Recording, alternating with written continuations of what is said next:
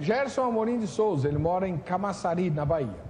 Olá, pastor, e paz e graça para todos. Vejo que agora não é hora da igreja orar, mas sim de agir, pois temos que combater as investidas de Satanás, que quer manipular o povo a apoiar essa lei que vai contra os princípios de Deus e contra a nossa Constituição Federal, tirando a liberdade de expressão, agredindo a família e querendo dar apoio a um grupo que não aceita a crítica. Vamos utilizar todos os meios de comunicação para combater esse absurdo que é esse PL 122.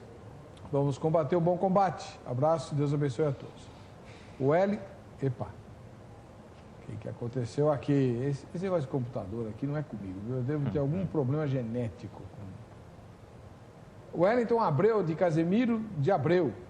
Ele chama Wellington de Abreu e mora na cidade de Casemiro de Abreu, no Rio de Janeiro. É Abreu demais, né? Paz do Senhor a todos os ouvintes. A palavra de Deus, ela é muito certa quando diz que o homem deve se unir a uma mulher, ao qual se torna uma só carne. Portanto, a lei do homem não pode prevalecer contra a lei de Deus, a paz.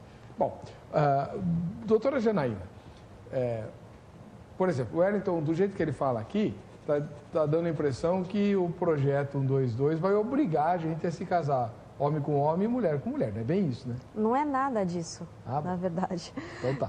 Esse projeto, como eu dizia, ele veio para assegurar questões que hoje existem, de fato, mas que não estão abraçadas pela lei, né? Então, isso é a decisão do STF. Então...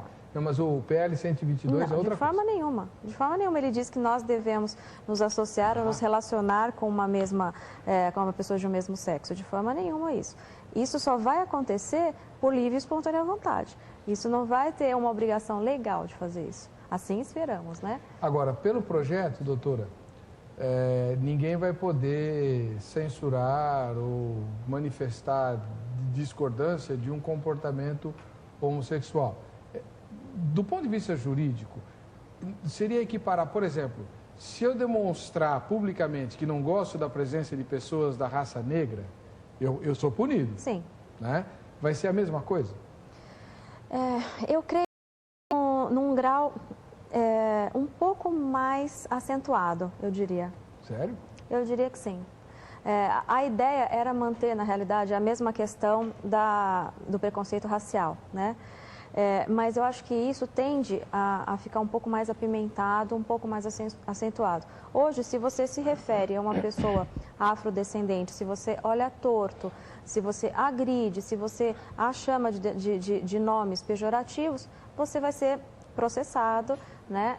E pode ter uma condenação muito difícil. O mesmo vai acontecer com relação ao homossexual e a qualquer questão marginal, ou seja, todas as pessoas que se sintam marginalizadas, nós brancos, ou seja, eu não sou tão branca assim, mas nós brancos que seremos uma minoria daqui no futuro, também teremos que ter uma lei própria para que nós possamos nos manifestar, para que ninguém nos chame de branco, de branquelo, de branquela, né? Então, essas leis, ela vem para, na verdade,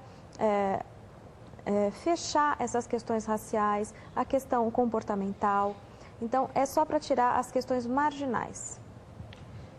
Reverendo, Reverendo Agil, por favor, explique para nós. A igreja, inclusive evangélica, combate o racismo, não combate? Claro, com toda a força. Então, por exemplo, se alguém se manifestar contra a presença se sentir incomodado com a presença de alguém da raça negra, e se manifestar, ela vai ser punida pela lei dos homens e também pela lei de Deus. Pela lei de Deus. Com toda certeza. E por que na questão homossexual não é a mesma coisa? Porque é totalmente o contrário. Uma pergunta para o senhor. O senhor escolheu nascer do jeito que o senhor é? Eu não escolhi nada. Não escolheu. Então, raça é uma dádiva divina. Nós não escolhemos. Raça é sagrado, ninguém muda a nossa raça. O senhor escolheu nascer homem? Não. Também não.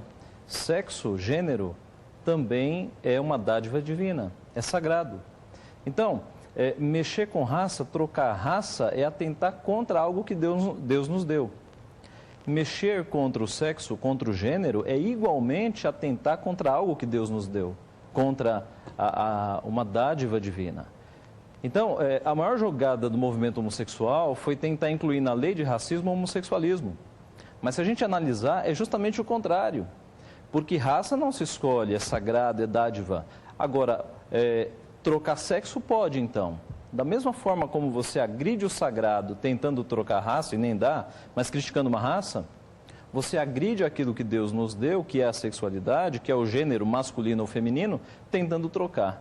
Mas reverendo, eles dizem que eles nasceram assim, foi Deus que fez eles assim. Pois é, Ele nasceu num corpo de homem com alma feminina, ou nasceu num corpo de mulher com alma masculina. Então, eu vou usar uma fala aqui do pastor Silas Malafaia, que, aliás, merece o nosso respeito pelo trabalho que ele tem feito nessa questão, né? Silas Malafaia, Júlio Severo, são dois gigantes que é digno de nota a gente falar do nome deles aqui.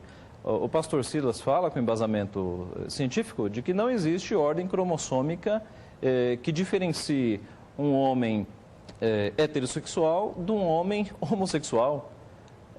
A ciência não tem elementos para diferenciar. Você tem lá a ordem feminina e masculina. Então, isso é um sofisma, é uma enganação. Eles querem criar um terceiro sexo que nunca existiu. Deus fez macho e fêmea. Senhor, são 8. Então, Deus fez macho e fêmea, né?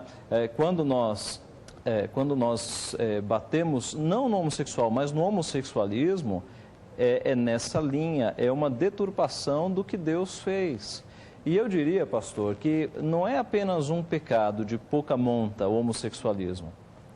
A Bíblia, há base para nós dizermos que o homossexualismo é um dos passos finais na queda de uma civilização. O homossexualismo é juízo de Deus sobre uma sociedade. E eu sei que isso que eu estou falando é muito sério, mas eu vou mostrar na Bíblia. Romanos capítulo 1, que é o texto clássico que a gente fala sobre o homossexualismo. Romanos capítulo 1 tem algo muito interessante na língua grega, que é o uso do verbo pelo apóstolo Paulo. Paulo escreveu o Novo Testamento em grego, que é um verbo que flexionado paredoc. Não tem pouco. Ok. É o que em português aparece os entregou. É uma variação do pairedomi. E esse os entregou, que em português é até relativamente leve, na língua original é entregue a juízo, é ser entregue à cruz, à prisão, a um juiz, entregue à morte.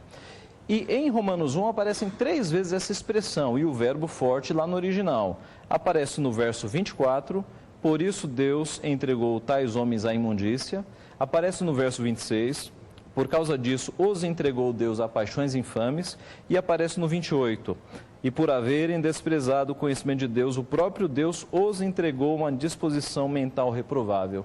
O texto mostra então que quando uma sociedade se afasta de Deus, não glorifica Deus como Criador e se esquece dos seus princípios, Deus lança a mão e Deus entrega de forma condenatória a quê? A paixões infames, e as paixões estão mencionadas aqui, não é? Verso 26.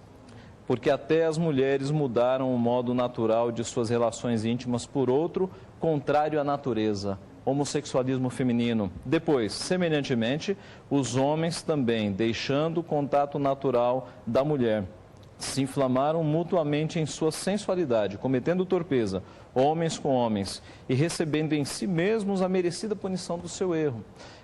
Eu conversava com a doutora que, analisando a história dos grandes impérios, há alguns elementos que mostram a decadência do império. E em todos eles a gente observa a presença de homossexualismo. E o texto dá base para mostrar que o homossexualismo é mais ou menos o fundo do poço. É quando a pessoa, ela insatisfeita com Deus e tão distante de Deus, ela passa a tentar contra a própria criação, contra a própria forma com que Deus a fez, não é? Eu sei que é muito duro para um homossexual que esteja nos assistindo ouvir essas coisas, mas o texto de consolo é o texto que foi passado na voz do Cid Moreira, né?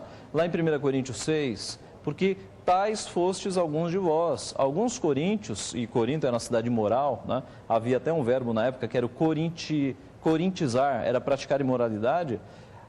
Tudo indica que alguns dos membros da igreja de Corinto haviam sido homossexuais, bêbados e todos os... Pois é, Então, Deus pode transformar. E o ideal de Deus é que o homem seja homem, a mulher seja mulher, constituam família e sejam felizes dentro do ideal de Deus.